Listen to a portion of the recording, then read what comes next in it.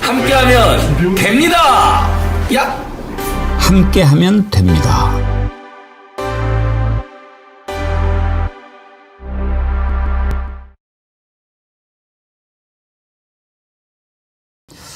여러분 안녕하십니까? 백운기입니다.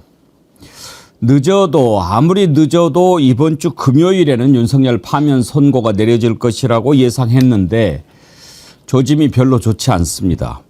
이해할 수 없는 일이 계속 일어납니다. 윤석열이 저지른 짓이 파면 사유가 안 되면 도대체 뭐가 파면 사유가 되겠습니까? 따질 것도 없는 일입니다. 그런데 뭘 꾸물거리는 겁니까? 요즘 법을 가지고 먹고 사는 사람들에 대해서 참으로 많은 생각을 하게 됩니다. 70년간 계속돼 왔던 관행을 딱 윤석열 앞에서 바꿔버린 판사, 검찰총장. 될지 안 될지 모르지만 일단 밀어보자라는 윤석열 변호인들. 이제 헌법재판소까지 이러면 국민들이 법을 어떻게 생각하겠습니까? 이러고도 법치주의를 말할 수 있습니까? 법치주의를 법을 가지고 먹고 사는 사람들이 무너뜨리고 있는 겁니다. 정말 국민을 우습게 보면 안 됩니다. 국민 우습게 보지 말아야 합니다. 제대로 당할 겁니다. 생방송 백운계 정치 1번지 출발합니다. 네, 우리 정어리TV가 처음 시작한 이채양명주 파란 물결 운동 이제 다시 좀 시작해 봐야 되겠습니다. 정의와 상식 바로 세우는 것 이렇게 힘든 일인 줄 몰랐습니다. 쉬운 일이 있겠습니까마는 여러분들 이 운동 다시 한번 일으켜 봅시다. 그래서 정의와 상식 바로 세웁시다. 이렇게까지 무너질 수가 있습니까? 그래서 여러분들 지금 파란 리본 달고 한번 함께 하자는 운동 다시 시작하자는 차원에서 이 배지를 하나에 1,000원씩 드리도록 하겠습니다. 여러분들 많이 구입해 주시고 지금 황태진국 행사하고 있지 않습니까? 이거 만약에 구입하시면 하나만 구입하셔도 10개씩 리본 드리도록 하겠습니다. 이번 주가 마지막이 돼야 되지 않겠습니까? 이채양명주 배지를 더 이상 찰 일이 없어야지요. 지금 많이들 구입하셔가지고 집회 나가시는 분들께 하나씩 좀 차고 우리가 틀리지 않았음을 보여주도록 그렇게 했으면 좋겠다 하는 생각에서 다시 평화와 진실 그리고 조화를 상징하는 파란 리본 달기 운동을 다시 시작해 보려고 합니다. 여러분들 함께 해 주십시오. 이채양명주 다시 시작해야 될 것 같습니다. 우리가 너무 가볍게 봤나요? 지금 아침에 댓글창에 분노의 댓글들이 계속 올라옵니다. 변함없이님. 이번 주면 끝난다고 버텼는데 숨이 턱턱 막힙니다. 정말 그러시죠? 김종희님. 사실 저들이 저렇게 선동하고 폭동을 일으키고 난리 생난리를 쳐도 정의의 편에서 여유로움으로 인내하며 기다렸는데 힘이 빠지고 불안해지는 건 사실입니다. 그 역겨운 얼굴이 자꾸 악몽처럼 떠올라 우라증이 날 것 같습니다. 정춘계님. 이제 입으로만 싸워야 하나 의문이 들고 있습니다. 손에 몽둥이라도 들고 싶은 심정입니다. 진영님. 민주주의를 수호하는 최후의 보루 헌법재판소가 민주 국민들의 피를 요구하는 결정을 한다면 기꺼이 흘릴 준비는 되어 있습니다.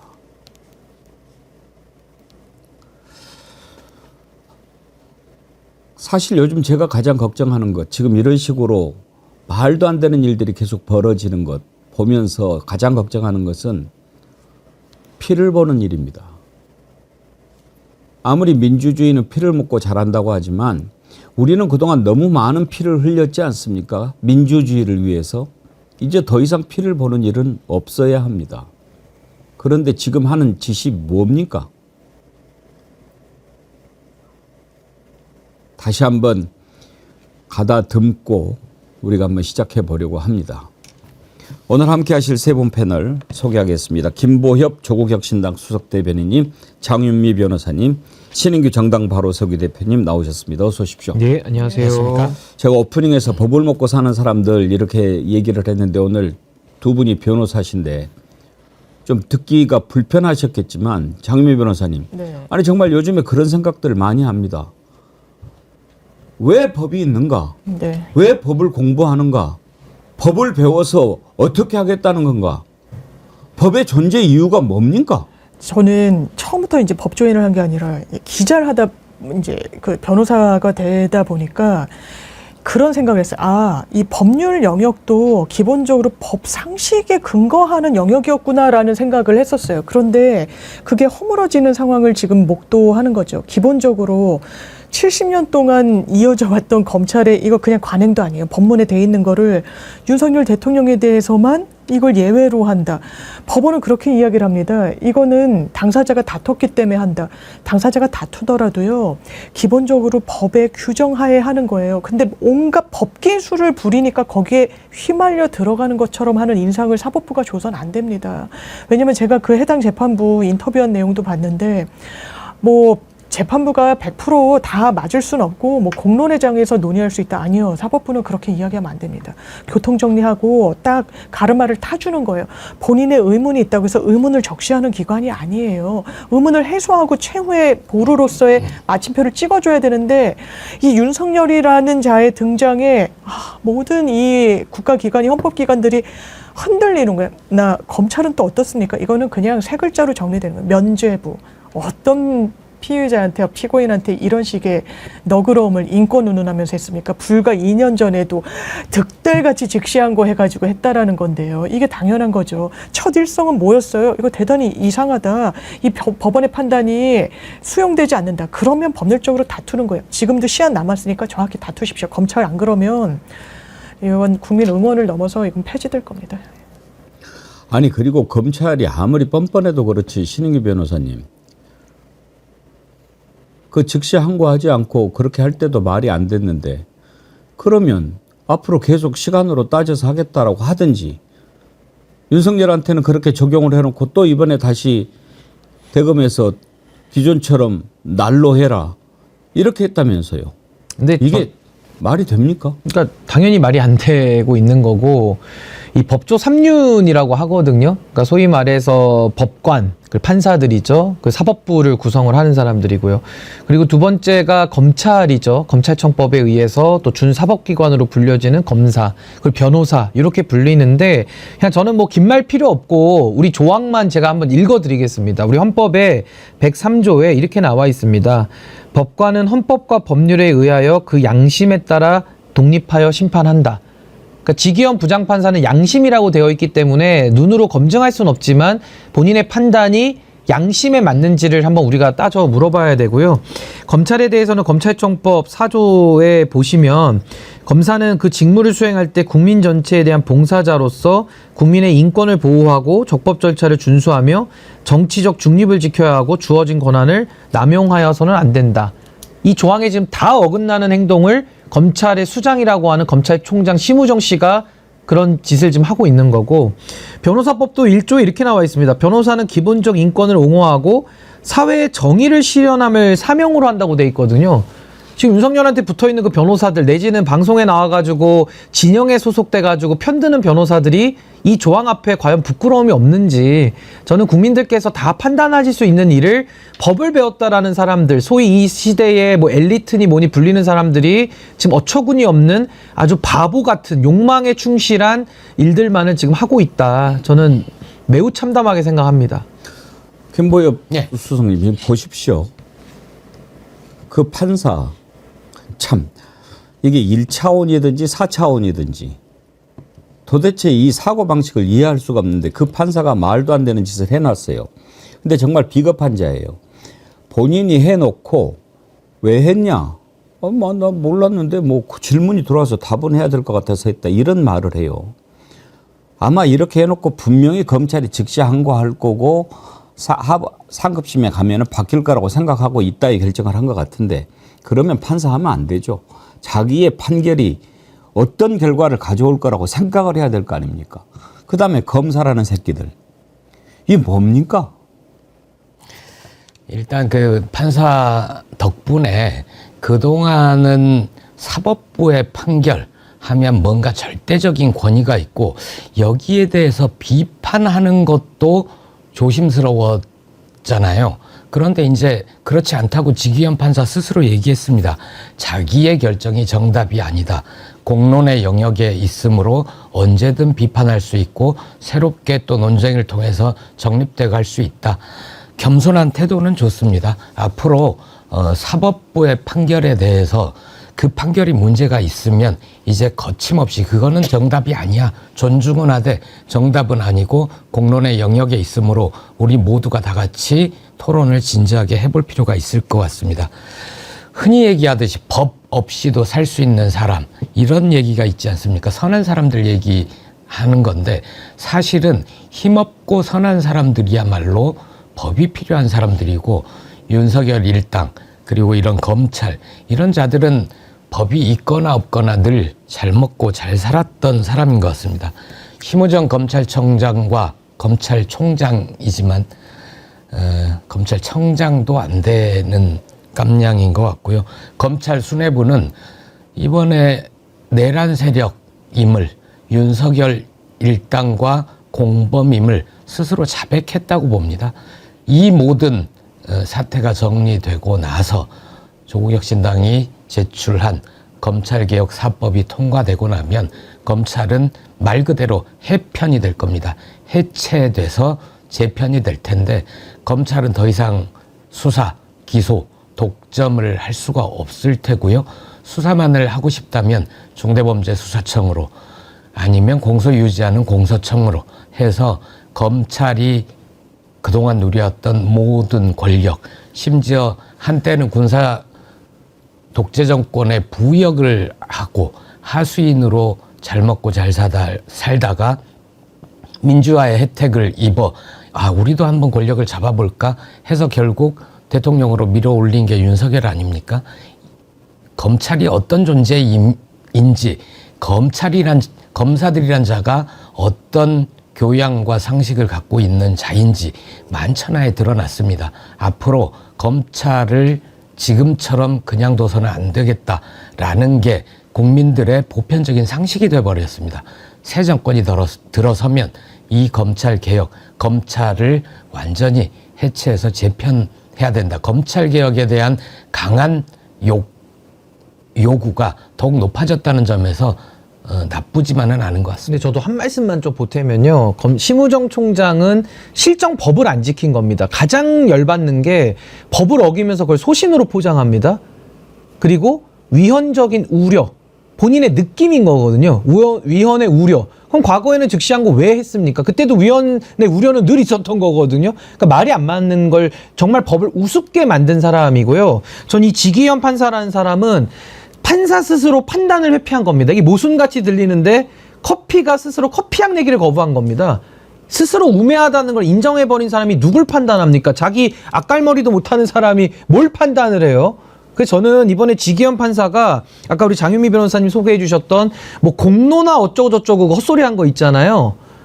저는 정말 한마디로 규정하면 지기현 씨는 법복 입은 정치인입니다. 제가 볼 때는. 법복을 입은 정치인이에요. 그럼 나와서 그냥 차라리 정치를 하십시오. 나와서. 저는 이 판사 자격을 의심합니다. 두 분 법조인이시니까 형사소송법 66조 한번 띄워봐 주시겠습니까? 형사소송법에 분명히 기간의 계산에 관하여는 시로 계산하는 것은 즉시부터 계산하고 일, 월 또는 연으로 계산하는 것은 초일을 산입하지 아니한다. 다만 시효와 구속기간의 초일은 시간을 계산하지 아니하고 일일로 산정한다. 이렇게 돼 있습니다. 자, 우리가 법을 잘 모르니까 변호사님한테 한번 물어봅시다. 장윤미 변호사님, 네. 법에 저렇게 돼 있으면 우리가 상식적으로 생각하기에 시간이 아니고 일로 산정한다. 그러므로 지난번에 지기현 판사가 인용한 것은 법을 제대로 안 지킨 것 같은데 어떻습니까? 이게 정확하게 뭐 66조도 이게 총론격인데 기본적으로 인신을 확보하면요 10일밖에 시간이 없어요. 한 번 갱신할 수 있는 게 검찰은 갱신할 수 있는데 20일. 근데 법원이 다 제동 걸었거든요. 그러니까 시간이 너무 촉박한 거예요. 그러니까 10일 안에 이 법문이 어떻게 돼 있냐면 구체적으로는 형사소송법 201조의 2의 7항에 그러니까 기록이 영장실질을 위해서 법원에 보낸 날로부터 다시 검찰로 반환된 날까지는 불산입한다라고 돼 있어요. 왜냐하면 10일이라는 대단히 촉박한 이 상황 속에서 이게 거의 인신을 확보하면은 거의 100% 구속 기소하거든요. 이게 풀어주는 경우 저는 변호사하면서 한 번도 못 봤어요. 그러니까 영장 실질 심사를 받아야 된단 말이에요, 법원으로부터. 근데 기록이 갔을 때는 수사가 완전 답보 상태잖아요. 이 사람도 영장 실질에 대한 이 방어권 행사를 해야 되고. 근데 그것까지 그 열흘에 포함을 시키면 너무 촉박한 거예요. 뭐 사실상 5, 6일 이 정도밖에 없으니까 그러면 너네한테 온전히 10일을 보장해 주기 위한 차원에서 이 기록이 법원으로 간 날로부터 검찰로 반환된 날이라고 돼 있어요. 이게 뭐 검찰의 관행이다 뭐다 하는데 법에 그렇게 돼 있어요. 그러니까 날로 기산해야 되는 거예요. 근데 이 재판부는 왜 날로 했는데 이렇게 하냐. 심지어 본인이, 왜냐면 저희가 해석이 헷갈릴 수 있어요. 대단히 추상적이잖아요, 법문은. 그러면 주석서를 봅니다. 민법도 주석서가 따로 있고 형사소송법 주석서, 거기 이름을 올렸는데 거기 떡하니 이 조문의 해석은 날로 계산해야 된다고까지 돼 있어요. 본인이 그건 집필하지 않고 다른 부장판사가 집필하긴 했는데 감수는 했을 거란 말이에요. 본인의 이름이 올라갔기 때문에. 근데 윤석열 대통령에 대해서만 시간으로 한다는 거예요. 저는 그 문제의식 자체는 논의해 볼 수 있다라고 생각해요. 왜냐하면 인권단체나 그런 걸 몇 년 전부터 항상 문제 제기를 했고 이 재판 과정에서 구속 취소 과정에서 했는데 법의 해석도요. 아무리 피고인의 피의자의 이익을 위해서 해석하는 게 맞다고 하더라도 법의 테두리 안에서 하는 거예요. 법문의 테두리 안에서. 특히 형사법은요.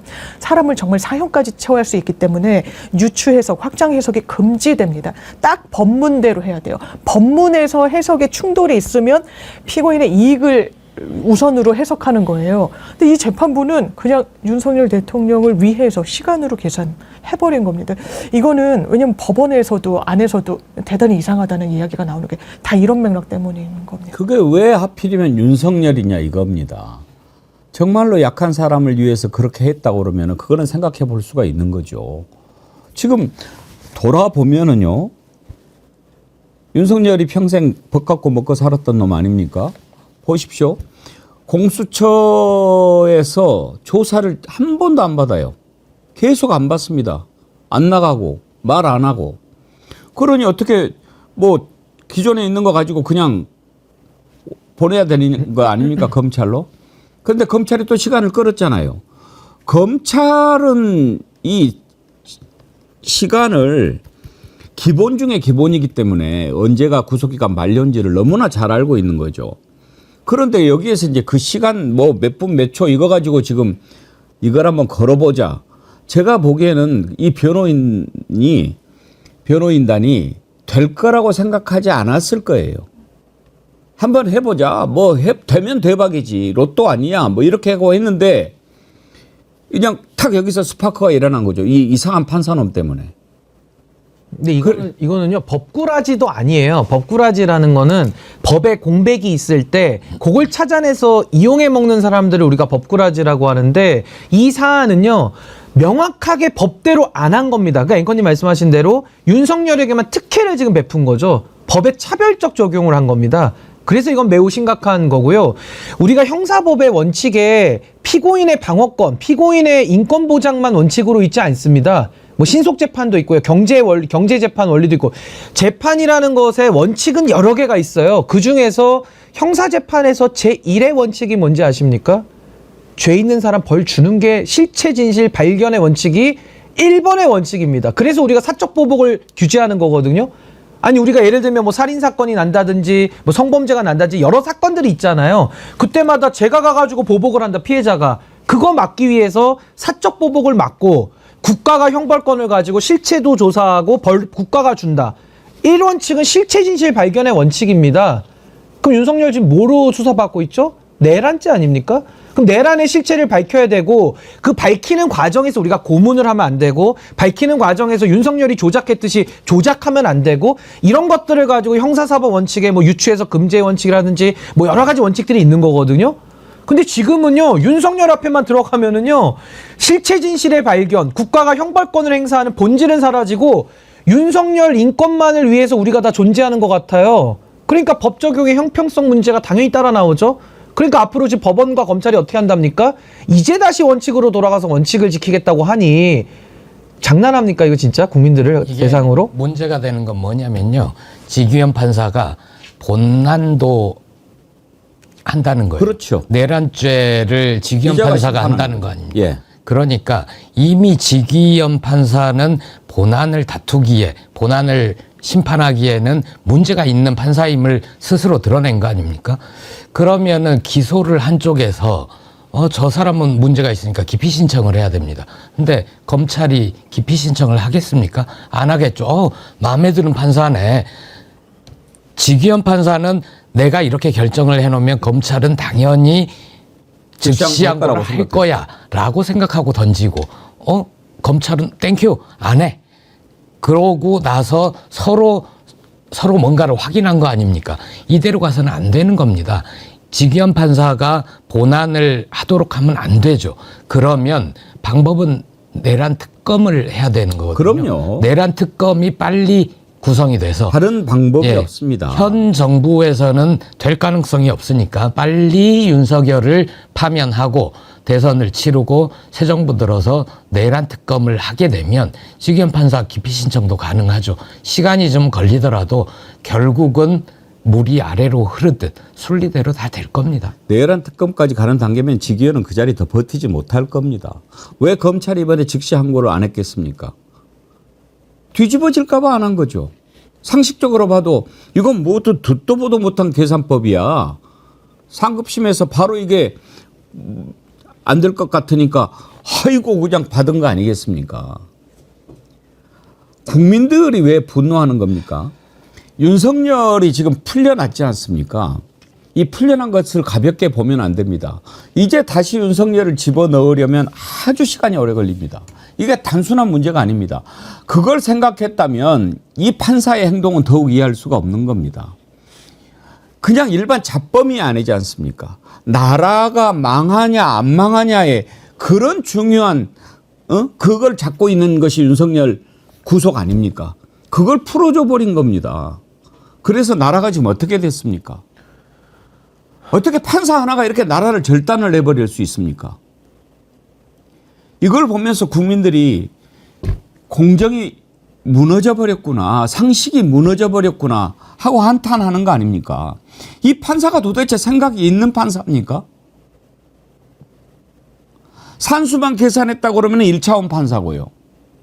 도대체 그냥 자기 생각에 빠져가지고 사는 사람 같으면 4차원 판사입니다. 이해할 수가 없는 일을 한 겁니다. 이러고도 어떻게 판사라고 합니까? 이 사람 밑에서 재판받는 사람들이 어떻게 그 결과를 받아들일 수 있겠습니까?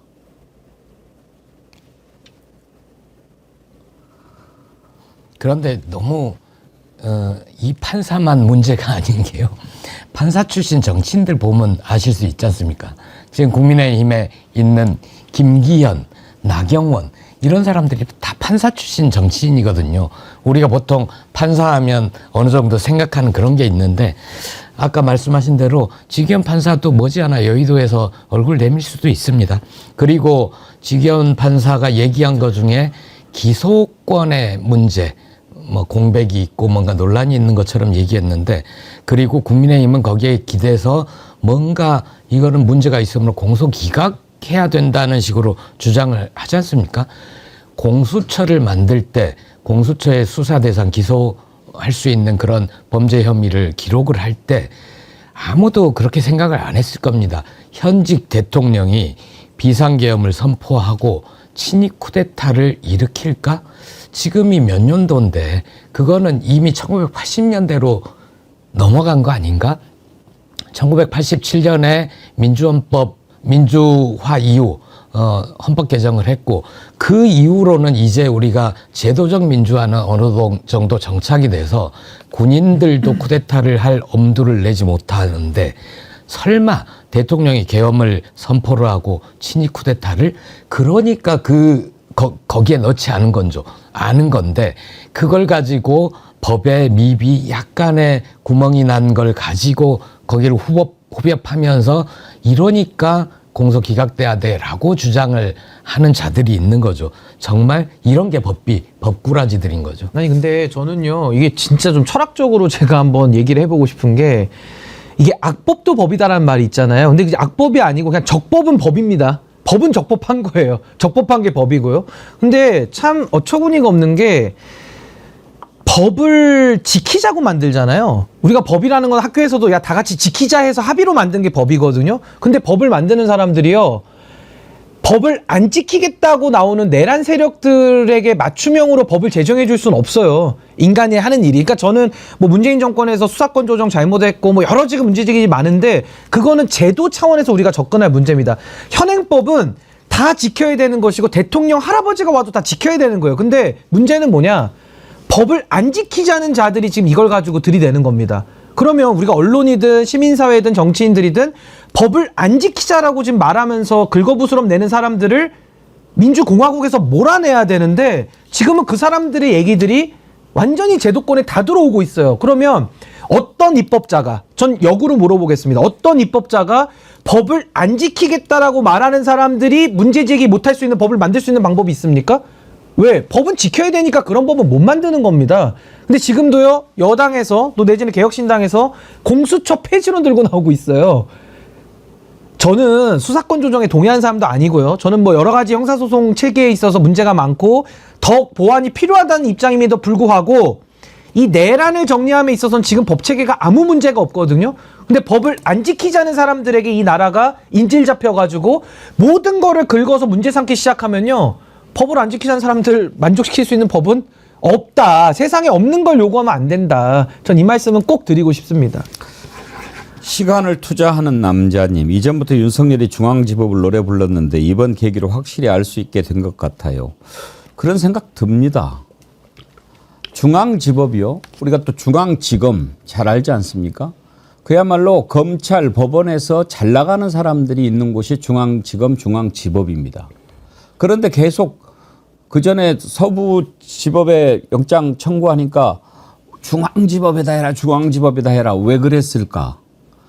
이게 지금 윤석열 체제 하에서 대법원장이 임명이 됐고 거기에서 쭉 있는데 중앙지법에 그래도 말 잘 들을 만한 놈들, 이런 사람들 포진돼 있으니까 혹시라도 그쪽에서는 우리 편이 있지 않을까, 이런 생각한 거 아니겠어요, 장혜미 변호사님? 뭐 여러 정치적인 해석은 나올 수 있다라는 생각이 드는데 저는 그 문제 제기 자체가 너무너무 잘못된 거여가지고요.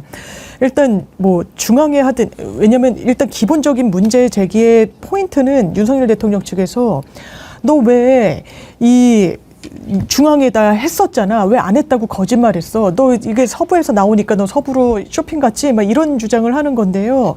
기본적으로 이거에서 문제가 되는 건 국민의힘도 처음엔 그런 뉘앙스였는데 체포를 할 때, 인신을 확보할 때는 당연하지만 여러 군데 할 수가 없어요. 그러니까 서부에서 했을 때 대통령을 중앙에서 한번 체포영장 발부를 받았으려면 왜 중앙에서 서부로 넘어왔는지를 써야 되는 겁니다. 그러니까 오동훈 공수처장이 계속 아니라고 그래요. 우리 그런 적 없다, 그런 적 없다. 그러니까 막 지연 말단적으로 들어가서 이것 봐라, 이거 압수수색 영장은 뭐 중앙에 했었네. 근데 그때 이제 공수처에서 여러 명이 있고 이게 내란죄의 우두머리가 이제 윤석열로 돼 있으니까 이 부분과 관련해서 포괄적으로 했다라고 하는데, 또 그러니까 주진우 이런 약간 이제 법꾸라지 같이 막 하는 분들이 와가지고 아니네 해봤더니 윤석열 것도 있네 이러면서 막 고발까지 하고 이러는데, 이건 정의가 아니에요. 기본적으로 서부에도 관할이 있어요. 중앙에도 있고. 그러니까 이 여러 대치기를 당하는 거죠. 너네 이것 봐라, 이거 검찰 이렇게 봐주지 못해가지고 안달이 났는데 너네 그래서 중앙으로 했지,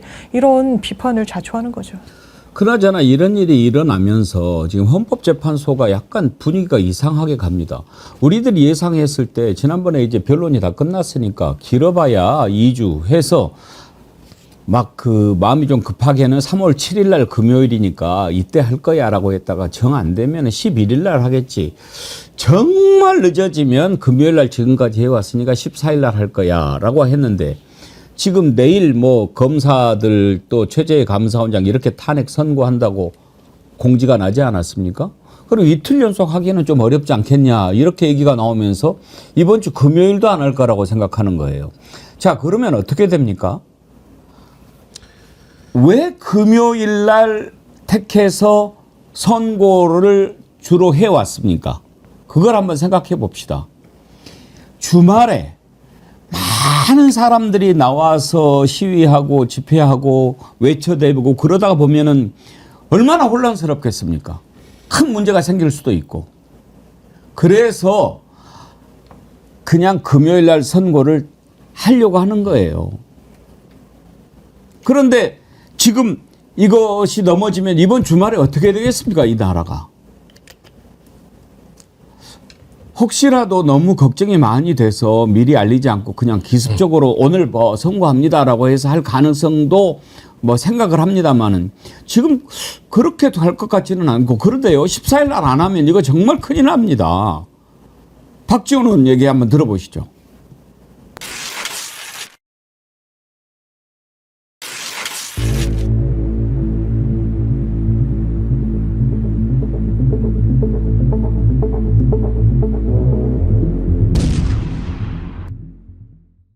언제 어떤 선고가 나올 거라고 내다보십니까? 저는 14일 네. 이번 주 금요일 날 헌법재판소에서 선고하리라고 생각을 하고 또 선고를 해야 된다. 만약 선고가 늦어지면은 이 혼란이 어디로 갈 것이냐. 네. 그리고 이번 14일 금요일까지 선고를 하지 않으면은 이번 주말을 대한민국은 찬반으로 완전히 뒤집어지는데 이러한 혼란을 막을 수 있는 기관은 오직 헌법재판소밖에 없어요. 그러니까 생각 좀 하자 이거예요. 아니 김보엽 부총님. 예. 14일 날 안 하면 토요일 날 어떻게 되겠습니까? 저도 14일 날 할 것 같습니다. 네, 박지원 의원님이 원로시고 여러 군데서 정보도 얻으실 수 있고 해안도 있지 않습니까? 가끔 실수도 하시지만 그런데 그 선고 기일 지정을 2, 3일 전에 한다. 그런 것도 다 기존의 관리예죠. 예전에는 그랬다. 그런데 윤석열의 범죄가 기존에 있었던 게 아니잖아요. 대통령이 국민으로부터 권력을 위임받은 대통령이 그 권력으로 국민을 향해 총구리를 겨눴던 건데 그런 중대범죄에 대해서는 달리 판단할 수도 있겠다. 관례는 2, 3일 전이지만 이번에는 오전에 바로 선고 기일 선고하겠다라고 예고를 하고 그날 오후에 선고를 할 수 있다고 봅니다. 어제 제가 눈여겨봤던 거는 종로경찰서에서 인근 학교에 요청을 한 것 같습니다. 그래서 학교에서 가정통신문들, 초등학교, 중학교 이렇게 쭉 도는 걸 보면 선고기일에는 임시 휴교를 한다든지 학교 재량 휴업일로 한다든지 그리고 선고를 앞두고 돌봄 교실 이런 돌봄 학교 이런 것도 좀 단축으로 학생들의 안전에 최대한 유의해달라 이런 내용이 나왔습니다. 선고 기일을 미리 예고를 하고 선고가 임박해질수록 긴장 갈등이 격화가 될 텐데 그런 것까지도 염두에 두면 차라리 헌법재판소 재판관들은 이미 결론은 났을 테니까 일찍 선고 기일 지정을 알리고 그 날짜를 바꾸지 않고 그날 오후에 바로 주문 비소추인 대통령 윤석열을 파면한다. 그 결정을 내리는 것 저는 그런 것도 가능하리라고 봅니다. 금요일 날 할 거다. 예.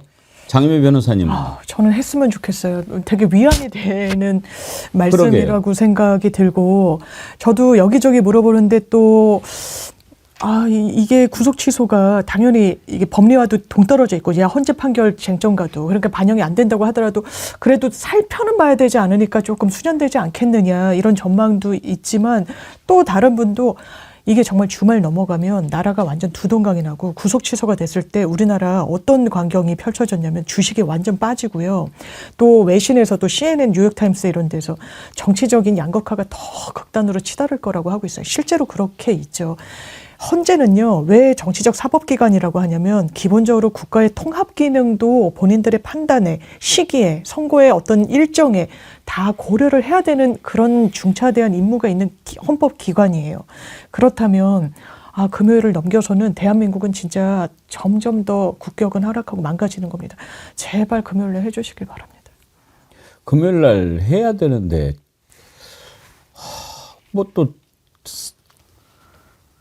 내일 또 다른 선고를 한다고 그러잖아요. 이틀 연속 한 예가 없어서 그런데요, 헌법재판소가 진작에 자기들이 했던 말을 지금 안 지키고 있는 것이 이상하다는 겁니다. 작년 12월 31일 헌법재판소 공보관이 분명히 탄핵심판 가운데 대통령 탄핵심판 사건을 최우선적으로 처리한다는 방침을 밝힌 바가 있거든요. 한번 들어보시죠. 2. 탄핵심판 사건 중 대통령 탄핵심판 사건을 최우선으로 처리한다는 방침은 그대로 유지한다. 그리고 정영식 헌법재판관도 그런 얘기를 했어요. 왜 그렇게 해야 되는지. 이게 가장 시급하고 빨리 해야 하는 사건이니까 그렇다라고. 들어보시죠. 대통령 탄핵 사건이 다른 어떤 사건보다도 더 중요하죠. 당연히. 그러니까 무조건 앞에 있는 사건부터 처리해 나가는 것이 아니라 가장 시급하고 빨리 해야 되는 사건부터 하는 거라서 우리 재판관회의에서 먼저 이걸 하자라고 했던 것이고요. 왜 자꾸 막 서두르냐라고 윤석열 쪽에서 따지니까 정영식 재판관이 저렇게 얘기를 해준 거거든요. 그런데 맨 먼저 처리하겠다라고 했는데 다른 것을 내일 한다. 좀 이상하게 생각되는 거란 말입니다. 신행규 대표님. 근데 이게 그 헌법재판관이 만장일치로 파면 결정을 내렸을 때 가장 국가적 혼란이 최소화되는데 그건 뭐 너무 이론적인 얘기고 현실은 저는 그렇진 않다고 봅니다. 지금 저 안에서 무슨 얘기가 흘러나오니 많이 소문은 많지만은 일단 재판관들의 평이 그 안에서 보안을 유지해서 하는 내용이기 때문에 밖에서 안다 그러면 그게 이상한 거죠. 사실은 알 수가 없죠. 그래서 저는 그냥 재판관들의 법과 양심을 우리는 믿고 기다리는 수밖에 없고 그게 지금 민주주의의 원칙이다. 저는 그렇게 생각을 하고요. 무엇보다 저도 여러 가지 지금 고민들을 좀 해보고 있는데 왜 갑자기 목요일 날 검사 3명과 감사원장 먼저 하느냐. 저는 그 고민을 할 것 같아요. 헌재 재판에 대한 불복 움직임이 굉장히 심각하거든요. 그럼 헌법재판소 입장에서는 이 결정에 대한 권위를 세우고 뭔가 불복이 안 되게끔 만드는 것도 전 헌법재판관들의 고민 지점 중에 하나라고 봅니다. 근데 그 안에 있는 8명이 생각이 똑같을 수는 없어요. 당연히 이견이 있는 겁니다. 그렇다면 이렇게 조율할 수는 있을 거라고 봅니다. 검사와 감사원장에 대한 탄핵을 먼저 발표를 하고 뭐 거기에 대해서는 뭐 재판관들이 또 다양하게 의견을 내겠죠. 누구는 탄핵되고 누구는 또 탄핵 안 되고 할 겁니다. 그러고 나서 대통령에 대한 탄핵만큼은 너무 중요하기 때문에 이거는 좀 별개 의견을 통해서 내더라도 8대 0이라는 숫자는 우리가 좀 지켜야 되지 않겠나. 이런 고민을 전 할 수 있다고 보고요. 거기에 대해서는 근데 다만 선고기일을 2, 3일 전에 미리 지정해주고 선고를 하게 되면 어마어마한 혼란과 또 불복 움직임이 충분히 예견됩니다. 그래서 헌법재판소에서는 이거는 너무 이례적인 상황이기 때문에 이례적인 방식으로 저는 아까 박지원 의원님 얘기하신 대로 좀 기습적으로 저는 고지하고 발표하는 그 수순으로 갈 수밖에 없다라는 생각이 들고요. 또 하나는 대법원과 헌법재판소의 관계는요. 거의 뭐 앙숙관계라고 할까요? 거의 기관 간의 그 법 해석권과 적용권의 최후의 보루기관이 누구냐를 가지고 늘 다퉈왔거든요. 그렇다면 대법원장은 지금 조희대 씨인데 이분이 지금 윤석열 대통령으로도 임명받지 않았습니까? 대통령 다음에 국회의장 다음 서열이에요. 근데 이분이 내란에 대해서 뭐 한마디라도 한 게 있습니까? 전 전혀 기억나지 않거든요. 근데 이 상황에서 만약에 헌법재판관 저 8명이 나라의 운명을 결정하는 상황에서 용기 있게 8대 0의 파면 결정을 내린다면은 국민이 헌법재판소를 지켜줄 거고요. 헌법재판소의 위상은 제가 볼 때는 거의 뭐 신뢰도는 1위 정도로 올라가지 않을까. 그리고 대법원은 이제 경쟁도 안 될 겁니다. 그래서 저는 이런 것까지도 고려했을 때는 아마 헌법재판소에서 다 밖에 얘기할 수는 없지만 내부적으로는 심각한 고민들을 저는 많이 할 것이다. 거기에는 최상목 대행의 불복, 윤석열의 석방도 저는 안 좋게 작용할 것이다. 그러니까 안 좋게 작용한다는 뜻은 그 지금 판짜는 민정수석 김주영 같은 사람들이 머리 굴리는 속도보다 헌법재판소 재판관들의 애국심과 국가를 향한 선한 의지가 전 훨씬 더 클 것이다. 전 그렇게 생각합니다. 그렇게 생각하고 싶습니다. 그렇게 돼야 되지요. 지금 8대 0 이거를 의심하는 사람이 있다면 그 사람들은 법도 모르고 정의가 뭔지도 모르고 상식을 이해하지 못하는 자입니다. 국민의힘의 김상욱 의원 계속해서 소신 있는 행동을 하고 있는데요. 김상욱 의원도 변호사입니다. 김상욱 의원도 아무리 자기가 생각을 해봐도 이건 인용 외에는 방법이 없다. 그런 얘기를 합니다. 들어보시죠. 그래 뭐 제가 이제 법조인으로서 예, 예. 기각 판결을 쓸 수 있을까 하고 한번 역으로 생각을 해봤는데 아무리 머리를 짜내도 기각 판결을 쓸 수가 없어요. 아, 탄핵 기각은 쓸 수가 없어요. 불가능해 보입니다. 각하도 쓸 수가 없어요. 탄핵 인용 결정문밖에 안 나오더라고요. 아무리 쓰려고 해도. 그래서 저는 뭐 정상적인 법적 소양을 가진 재판관이라면 네. 당연히 8대 0으로 전원 일치로 탄핵 인용을 할 수밖에 없다라는 생각이고 그게 또 이 사회를 구하는 거지요. 당연한 규결이어야 된다고 생각하고요. 심지어 김상욱 의원은 만약에 기각이 되면 죽겠다. 그렇게 이야기합니다. 국민의힘 의원인데 그 얘기까지도 한번 들어보실까요? 일단 만에 하나라도 탄핵 기각이 된다면 저는 국회에서 죽을 때까지 단식 투쟁 들어갈 겁니다. 아, 그 정도의 결연한 마음도 저도 있습니다. 예, 예. 하지만 예. 하지만 지금은 우리가 진정을 하고 지금은 우리가 차분해야 하고 특히 정치를 하는 사람이라면 불안하고 혼란스러워하는 국민들을 다독이고 안심시키고 마음의 안정을 드려야 한다고 생각합니다. 그게 정치인의 의무라고 생각합니다. 물론 구속 취소되니까 혼란스럽고 불안하지요. 또 한쪽에서 와 집회 모이니까 우리 또 모여야 될 것 같지요. 하지만 자꾸 그러면 양쪽이 더 자극만 받습니다. 우리 사회가 이렇게 갈라져서는 안 되지 않겠습니까? 김상욱 의원을 보면서 참 대단하구나 하면서 두려워하는 분들이 있습니다. 저런 사람이 국민의힘에 있다는 거. 우리 많은 애청자님들이 신인규 대표한테 그래요. 왜 보수냐? 여기 와 있으면 얼마나 좋을까? 그럴 때마다 제가 말씀드리죠. 그러지 맙시다. 대한민국이 제대로 나아가기 위해서는 보수도 저렇게 맨정신인 사람들이 있어야 되고 진보도 그렇고 그래야 앞으로 나아가는 거지 어떻게 한쪽만 이렇게 해가지고 날아갈 수 있겠습니까? 좌우 양쪽 날개로 날아야죠. 그런데 저렇게 제대로 된 생각을 가지고 있는 사람이 국민의힘에 있다라는 것이 두렵다. 이렇게 얘기하는 분까지도 있습니다. 국민의힘 의원이 만약에 기각이 되면 죽을 때까지 단식하겠다라고 얘기합니다. 그리고 자기가 법을 공부했지만 아무래도 이것은 다른 판결이 나올 수가 없다라고 얘기합니다. 장미 변호사님, 네. 대한민국 헌법재판관이면 그야말로 평생을 법을 공부하면서 살아왔던 분들 아닙니까? 네. 8대 0 이상 다른 게 나올 수가 있습니까? 왜냐면요, 만약에 진짜 기각이 된다면 이런 계엄을 또 해도 된다라는 거예요.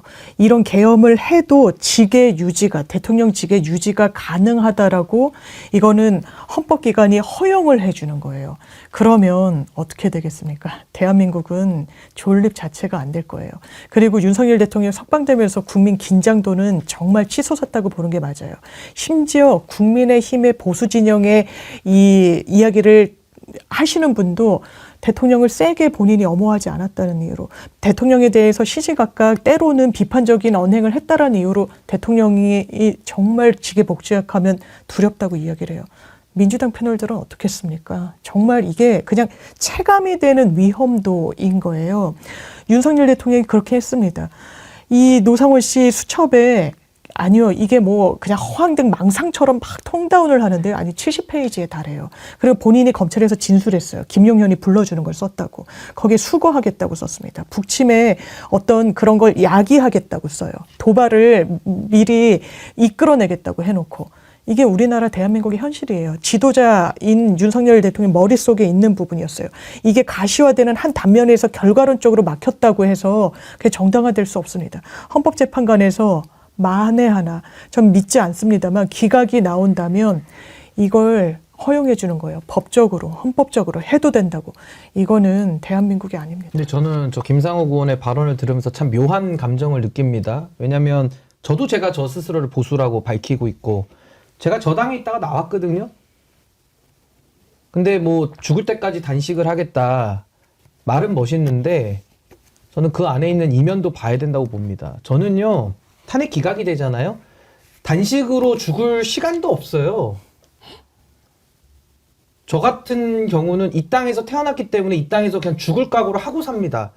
뭐 어떤 분들이 요즘 이민 가야 된다 이런 말 많이 하시거든요. 기각 나면 이민 가겠다. 이민을 왜 갑니까? 저자들이 가야지. 저는 이 땅에서 태어났기 때문에 이 땅에서 죽을 거거든요. 어디 안 가거든요. 그럼 윤석열이가 기각돼서 돌아온다. 국정 운영 불가능한 건 당연한 거고요. 오면 2, 3일 안에 계엄할 겁니다. 하면 당연히 목숨이 위태롭죠. 이번에도 12.3 계엄 때 목숨 걸고 막았거든요. 뭐 이제 와서 다 밝혀졌고 뭐 실탄 안 쐈으니까 원래 안전했으니까 우리가 가서 쇼한 게 아니에요. 헬기가 떠서 군인들이 내려오는데 아 죽을 수도 있겠구나 하고 갔습니다. 그걸 막았습니다. 또 돌아오면 목숨 걸고 막아야죠. 김상욱 의원 뭐 기특하죠. 저렇게 뭐 굶어서라도 저항하겠다. 뭘 단식을 해요. 오면 바로 전쟁인데 바로 죽는 건데 목숨을 걸고 싸우는 건데 제가 이 얘기를 왜 드린지 아십니까? 유승민, 이준석, 안철수 등등등 범보수에서 지금 해보겠다는 사람들 있잖아요. 그 안에 김상욱 의원도 들어갑니다. 한동훈까지. 지금 나라 꼴이 이게 정상입니까? 뭐 기각 나오면 굶어서 죽겠다고요? 뭘 굶어 죽어요? 국민들은 바로 총칼 가지고 맞서 싸우러 가야 되는데 아니면 잡아가 수거하든지. 저는 저 발언을 들으면서 저게 아마 많은 사람들한테는 또 감동으로 작용할까 봐 제가 참 걱정되는데요. 정말 저 말이 진심이라면은 지금 싸워서 막으셔야 돼요.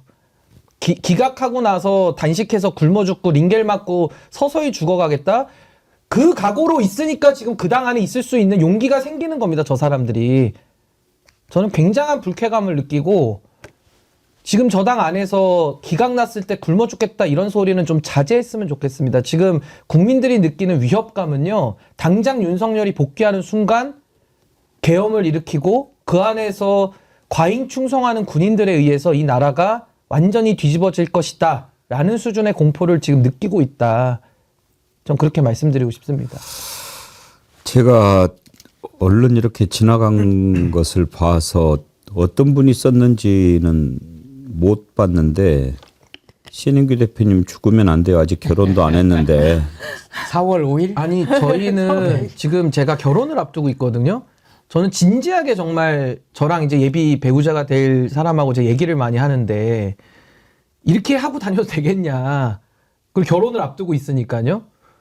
근데 처음에 제가 정치할 때 3가지 각오를 했습니다. 첫 번째가 제가 굶어 죽을 각오를 했고요. 두 번째는 하다 보면 억울한 일로도 감옥 많이 가더라고요. 그래서 감옥을 갈 수도 있겠구나 생각을 했고 세 번째가 제가 죽을 각오를 하고 이 자리에 온 사람이기 때문에 죽을 각오하고 싸워야죠. 정치인들 누구라면은. 근데 그거를 탄핵 기각되고 나서 단식을 해서 저항을 해가지고 굶어 죽을 생각하지 마시고요. 지금 이 시간에 목숨을 걸고 제발 싸워주길 바랍니다. 국민들은 그걸 원하거든요. 그러니까 저런 식의 멋있는 얘기 뉴스쇼 나와가지고 하지 마시고 죽을 각오를 지금 하세요. 근데 죽을 각오를 한 정치인이 제대로 바뀐 정치인이면요. 저 당 안에 지금 있을 수 없습니다. 없어요. 두 분이 불안한 얘기를 그렇게 하셨으니까 봅니다. 저는 좀 안심시켜 네. 하고 싶습니다. 실제로 헌재가 윤석열 복귀 결정을 내리면 그거는 내란, 면허증을 내주는 거죠. 그래서 신인규 변호사님 말씀대로 다시 계엄하고 그때 계획했던 거 실패로 돌아갔던 것들 다 실행을 할 겁니다. 그렇지만 그렇지 않을 거라고 확신을 하고 헌재는 8대 0으로 윤석열 파면 결정을 내릴 겁니다. 예. 박근혜 때를 돌아보면 당시에 국정원으로부터 보고를 받습니다. 5대 3으로 기각 결정이 난다. 대통령님 복귀하실 겁니다. 그 결정을 그 판단 정보를 듣고 당시 청와대에서는 5단 케이크를 준비합니다. 대형 케이크를 축하하는 케이크를 참석도 없는 사람들이죠. 그리고 박근혜는 직무 정지 상태에 있었으니까 방미 계획을 짭니다. 당시에 한미일 정상이 만나려고 하다가 탄핵 소추되면서 정지가 됐고 그 사이에 트럼프 1기가 들어서서 미국을 가서 우리 권력을 좀 탄탄하다는 것 인정받고 안심을 시켜드려야 되겠다 이런 생각을 했던 것 같습니다. 거기에 더해서 혹시라도 다시 대통령으로 복귀를 했는데 여기에 불만을 가진 광화문의 촛불 시민들이 난을 일으켜서 굉장히 시위가 격해지면 어쩔까 해서 수립을 했던 게 조한천 비상계엄 계획이었던 거죠. 그래서 이런 정도로 5대3 확신을 하고 준비를 세워뒀는데 8대0 나온 거 아닙니까?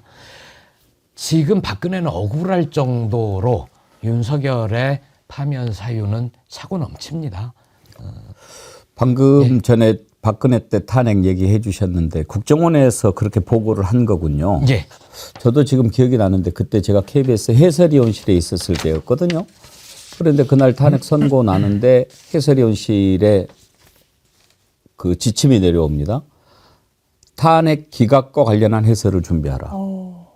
그래서 무슨 얘기야? 그랬더니 첩보가 들어왔는데 기각이란다. 그래서 우리가 막 말도 안 돼 막 엄청 막 놀라고 그랬던 기억이 나는데 그때 분명히 그런 정보가 예. 있었던 거죠. 아니 그리고 저는 제가 아까 너무 이제 저 김상욱 의원의 저 발언을 들으면서 만감이 교차해서 제가 그런 말씀 드린 거고 이 시작도 결국 윤석열의 내란으로 시작된 거 아닙니까? 누가 시켜서 했습니까? 본인이 한 거거든요. 본인이 무너진 거거든요. 그걸 국민이 막았습니다. 그걸 이제 우리가 응원봉, 뭐 빛의 혁명 이렇게 부릅니다만은 아직 완성은 안 됐지만 이 일을 시작한 것도 우리 국민들이 하신 거예요. 저는 요즘에도 마음이 굉장히 아픈 건 뭐냐면은 그 추운 날 키세스단이라고 우리가 이름은 좀 예쁘게 붙였지만 그 얼마나 참담한 일입니까? 다 국민들이 담요 뒤집어 쓰고 가가지고 그 눈발 날리는 이 추운 길바닥에서 국민들이 거기서 다 그 눈발 맞으면서 막아온 거고 여기까지 끌어왔거든요. 이걸 지기현이 막습니까? 심우정이 막습니까? 김주현이 막습니까? 누가 막습니까? 이거를? 저는 시작한 사람들이 우리 국민들 평범한 우리 보통 시민들이 한 일이기 때문에 마무리도 그분들이 하셔야 되고요. 새 나라를 열고 새 정부에서 새로운 나라 건설하는 것은 그분들이 중심돼서 해야 되는 거라고 저는 생각을 하고 확신을 합니다. 그래서 저는 뭐 탄핵 기각이라는 것은 머릿속에 1도 생각이 없고 반드시 8대0으로 인용이 돼야 되는 것이고 그 되기까지 전 헌법재판소에다가 우리 국민들이 마음과 뜻을 다 모아서 국민적 목소리를 내는 것만이 지금 유일한 방법 아니겠나 그런 생각이 듭니다. 우리 신인규 대표가 정치를 하겠다고 결심하면서 3가지 각오했다는 것. 굶어 죽을 수도 있다, 감옥 갈 수도 있다, 죽을 수도 있다. 이렇게 비장한 얘기를 해 주셨는데 애청자님들께서 슈퍼챗으로 많이 성원을 해 주셨습니다. 해피맘님, 신인규 변호사님 역시 짱이십니다.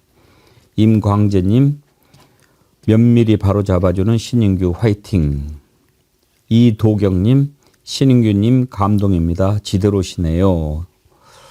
예, 여러분들의 이런 따뜻한 성원 제가 전하겠습니다. 신인규 대표는 제가 진작부터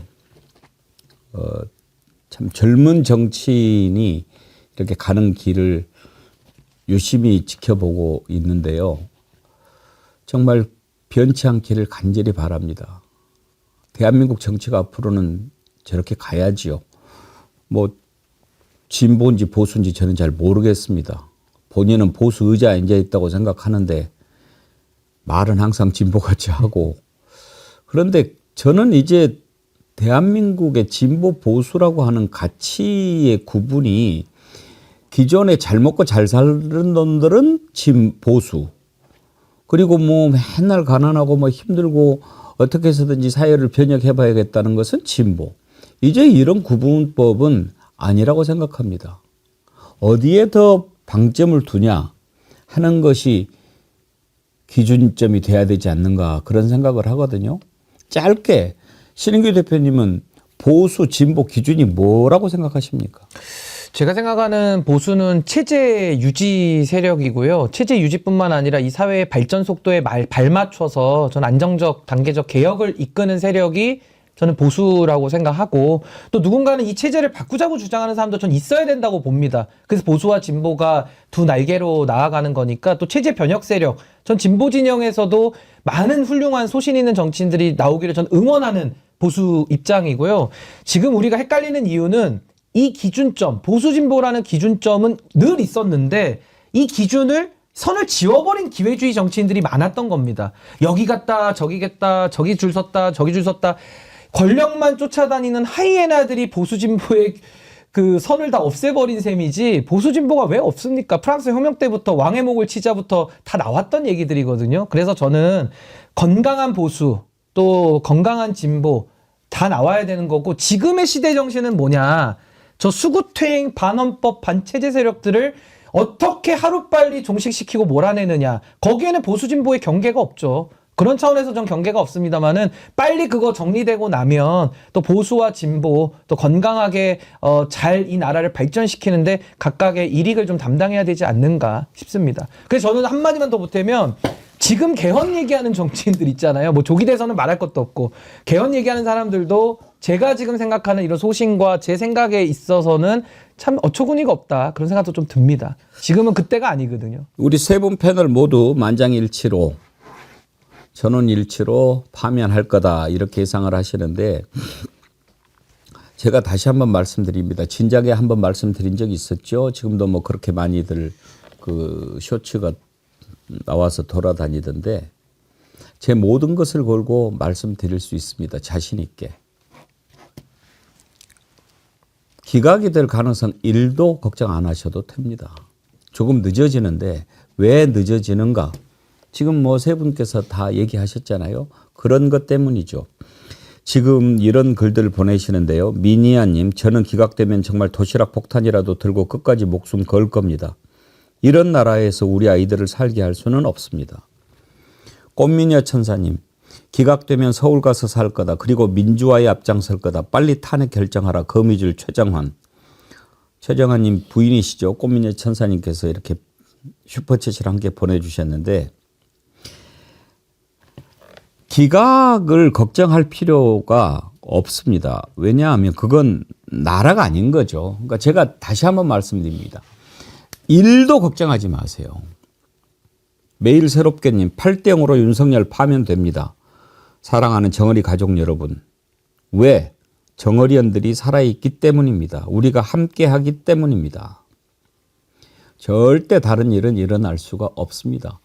지금 뭐 이상한 일들이 많이 일어나니까 혹시 하지만 그것과 그것은 다르죠. 지금 구속 취소돼서 윤석열이 지금 나와서 따뜻한 곳에서 저렇게 술 마시고 퍼져 있겠지만 그것과 헌법재판소의 탄핵 심판과 1%라도 상관이 있습니까? 장윤배 변호사님?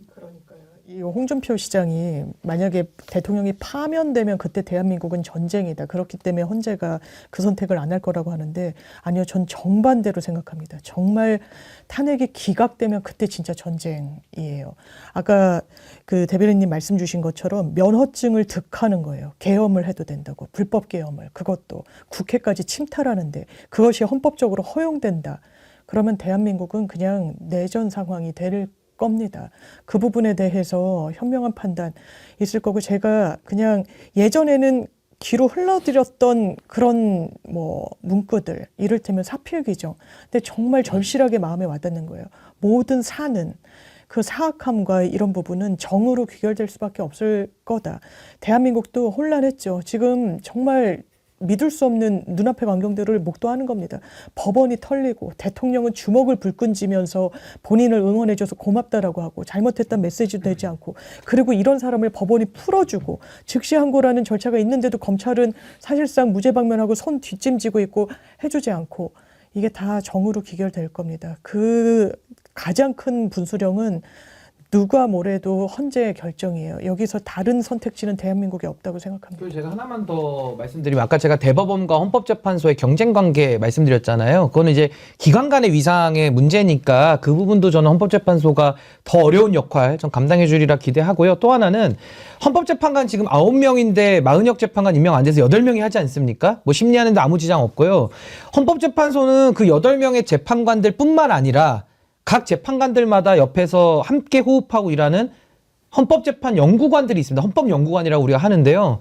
그 헌법연구관들이 누구보다 그래도 헌법에 대한 인식, 그리고 헌법에 대한 뭐 위상, 그걸로 평생을 살아온 사람들이에요.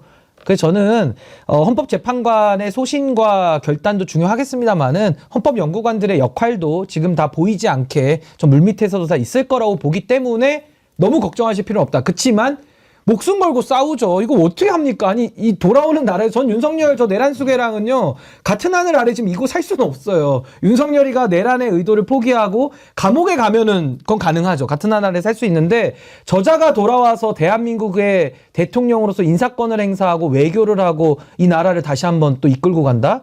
같은 하늘 아래 살 수가 없는 겁니다. 그 각오는 돼 있습니다, 국민들이 지금.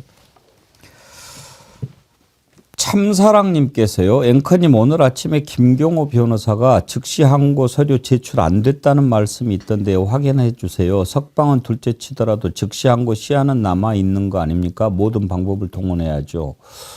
무슨 말씀인지 이해가 잘 안 되는데 뭔 말인가요? 아마 이분께서는 그러니까 즉시 항고를 지금이라도 해야 되지 않겠냐는 말씀을 하시는 것 지금 할 같은데 수도 있나요? 할 수 있습니다. 예. 7일 이내에?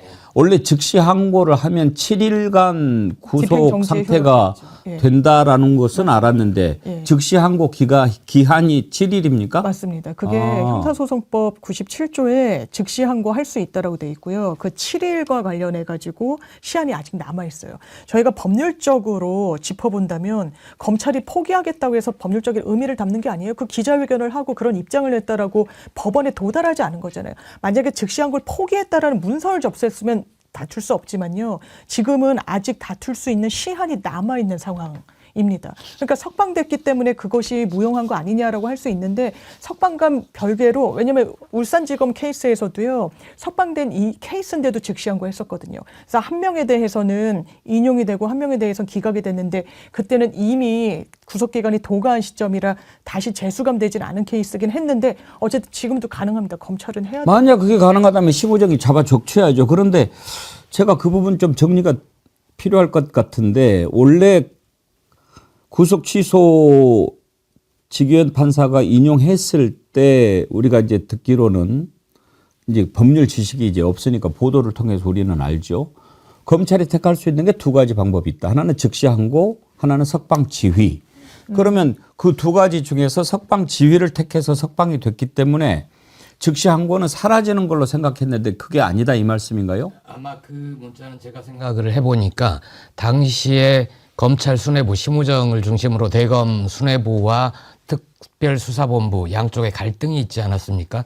특별수사본부에서는 즉시 항고하겠다고 그랬고 대검 수뇌부 심우정 쪽에서는 시끄러 찍어 누른 거죠.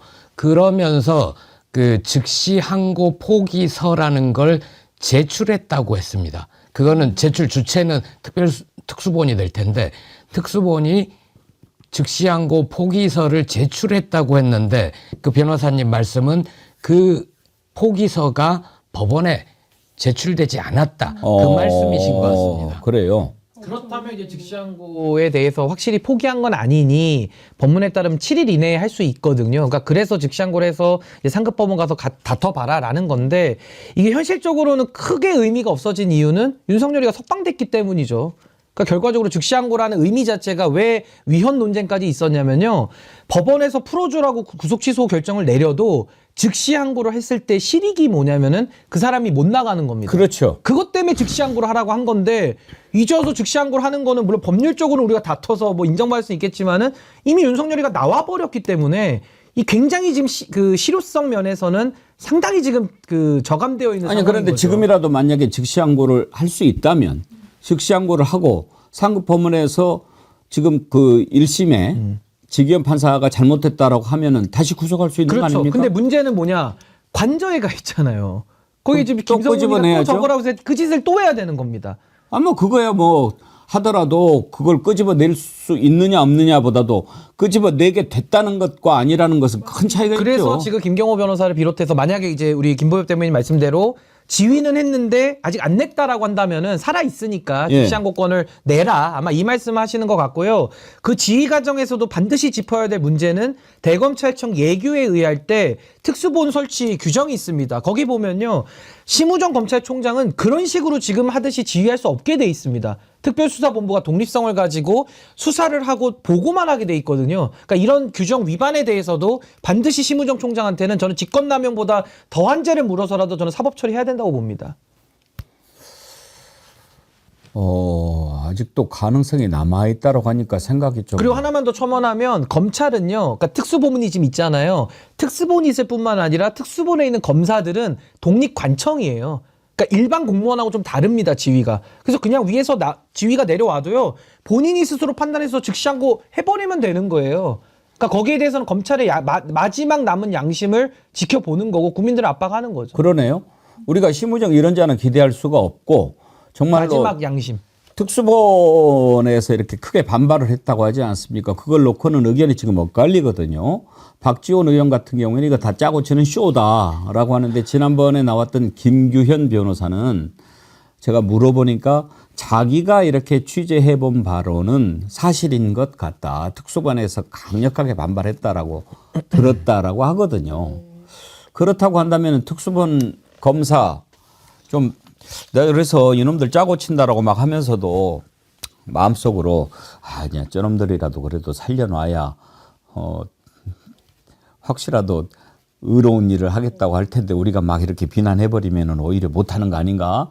그래서 봐주고 싶은 마음이 있기는 했었거든요. 정치권에서 말이 돌았던 건 예. 그 친윤 라인 대 친한 라인이 싸운 거다. 예. 윤석열, 김주현, 심우정 이쪽이 한 라인이고 한동훈, 박세현 특수본부장 이쪽이 한 라인이어서 검찰 내에서 심우정과 박세현이 이 사안을 두고 다퉜는데 심우정이 무릎을 꿇린 거다. 당장은 검찰총장이고 힘이 세니까 그래서 친한계가 몹시 곤혹스러워진 거다라는 식의 평가도 있었습니다. 그렇군요. 정말 마지막 양심에 한번 좀 기대를 해보고 오늘 우리가 좀 기대를 가져보고자 합니다. 시작하기 전만 해도 이거 정말 나도 이거 삭발을 꼭 해야 되는가 막 이런 생각을 했거든요. 여러분 제가 삭발하면 어떨 것 같습니까? 하지 마십시오. 그래요? 네. 그렇지 않아도 머리카락도 별로 없는데 저 어제 그 민주당 의원들 삭발하는 모습 보면서 전진숙 여성 의원인데 네. 저도 사실 남성 여성 제가 뭐 차별하는 건 아니지만 그래도 남성에 비해서 여성이 삭발한다는 거 더 큰 용기가 필요하지 않습니까? 아무래도 그렇죠. 아무래도 그렇습니다. 예. 그래서 전진숙 의원을 한번 모시고 싶었는데 지금 2부가 꽉 차가지고 시간 내기가 우리가 좀 쉽지 않아서 한번 고민을 하고 있습니다만 그걸 보면서 그 삭발을 저도 해야 되나 막 이런 고민을 했어요. 그래서 저도 지금 뭐 마지막으로 저도 한 말씀만 드리자면 규범과 현실이 지금 불일치하는 걸 우리가 괴리를 겪고 있으니까 고통스러운 거거든요. 이거 빨리 일치시켜야 되고 그게 정상화입니다. 규범과 현실의 정상화를 시켜야 되는데 결국 대한민국 헌법에 이 나라의 주인은 윤석열, 김건희라고 안 써 있습니다. 이 검사놈들이 거기에 맞춤형 해석을 지금 해주고 아웃소싱을 뭐 하루 이틀 된 게 아니라서 참 비정상적인 상황이 여기까지 온 건데 정상화 시켜야죠. 그러니까 거기에 대해서는 이 나라의 힘의 원천, 우리 헌법의 민주공화국 그리고 모든 주권이 국민으로부터 나온다고 돼 있기 때문에 지기현 판사도요 자기가 무슨 하늘에서 떨어져가지고 시험 봐가지고 얻은 권력 아닙니다. 그거 국민들이 준 권력입니다. 명심하시고요. 잘못 썼고요. 여기에 대해서 바로잡는 노력은 번거롭지만 우리 국민들이 지금까지 해왔듯이 전 지금도 국민들이 이 나라를 지키고 계시고 바로잡는 노력도 하실 테니까 저도 좀 더 용기 내서 더 열심히 해나가도록 하겠습니다. 자, 여러분 다시 한번 말씀드립니다. 윤석열 파면은 기정사실이 올시다. 시간은 14일 내일 모레 할 겁니다. 다만 많은 국민들이 걱정하는 것처럼 미리 발표하면 난리 날까 봐. 당일날 하는 건 좀 그렇잖아요. 그 공지를. 왜냐하면 당사자들한테는 통보를 하는 거 아닙니까? 내일 통보하면 모레 발표할 수 있죠? 전 충분히 그럴 수 있다고 봅니다. 예. 이게 편의의 문제니까요. 사실상 선고를 미리 알려주는 그러니까 건. 헌법재판소는 이 탄핵 심판 결정도 신경 쓰지만 이게 불복으로 이어질 부분까지도 저는 고려한다고 봅니다. 결과적으로. 예. 내일 공지가 가고 모레 선고하고 그것이 헌법재판소가 그야말로 대한민국의 마지막 양심의 보루라고 하는 것을 확인시켜주는 일이 될 거라고 믿습니다. 꼭 명심하시기 바라고 막대 먹은 이건 저는 그 검찰이 즉시항고 포기해놓고 또 다시 기존처럼 날로 해라 시간 따지지 말고라고 한 걸 보고 그건 폐악질이다 이렇게 생각했습니다. 그건 정말 나쁜 자식입니다. 이 자식은 개자식입니다. 예, 인간 아닙니다. 그런 놈들 밑에서 그 나라 월급 받아 나라에서 주는 녹을 받아먹으면서 검사질 하고 있으면 안 됩니다. 특수본에 있는 사람들 지금이라도 정신 차리고 양심 있게 하세요. 즉시 재항고 하세요. 즉시 항고하세요. 그것이 지금 보면 아니 눈 있고 귀 있고 그러면은 계엄 이후에 헌법재판소 나와서 국회에 나와서 증언하는 군인들 또는 많은 사람들 보지 않습니까? 어떤 평가가 내려지는지 그리고 가족들 보기에 자식들 보기에 누가 부끄럽지 않은지 그건 못 봅니까? 그렇게 부끄럽게 살 생각이 있어요? 지금이라도 정신 똑바로 차리시라 이 말씀이 옵시다. 저는 그 해병대 안에도 박정훈 대령이 있었거든요. 저는 뭐 다 충분히 어느 한 집단이더라도 그 안에 정신 박힌 사람 하나 정도 꼭 있어야 되는 거고요. 있을 걸로 봅니다. 그렇게 돼야죠. 어제 헌재가 감사원장하고 검사 3명 선고한다고 헌재 뭐 선고 이렇게 그 속보가 뜨지 예. 않았습니까? 굉장히 많은 분들이 헌재 선고기일 지정 윤석열 드디어 그렇게 되는구나. 생각했죠. 예. 그만큼 간절합니다. 내일 발표 날 거라고 생각하고 오늘 1부는 여기까지 하도록 하겠습니다. 그래도 우리에게 희망을 안겨주신 세 분 패널께 감사드립니다. 김보엽 수석 대변인님, 장미 변호사님, 신인규 대표님 건강 잘 챙기십시오. 고맙습니다. 판사 하나가 나라를 절단내버렸습니다. 도대체 그 판사는 무슨 생각으로 그런 결정을 내렸습니까? 자기가 나와 있는 건 당연히 아닌 거는 증거인멸, 음주운전잖아요. 마지막까지 이제는 자기 살려면 별별 소리 다 쓰는 자.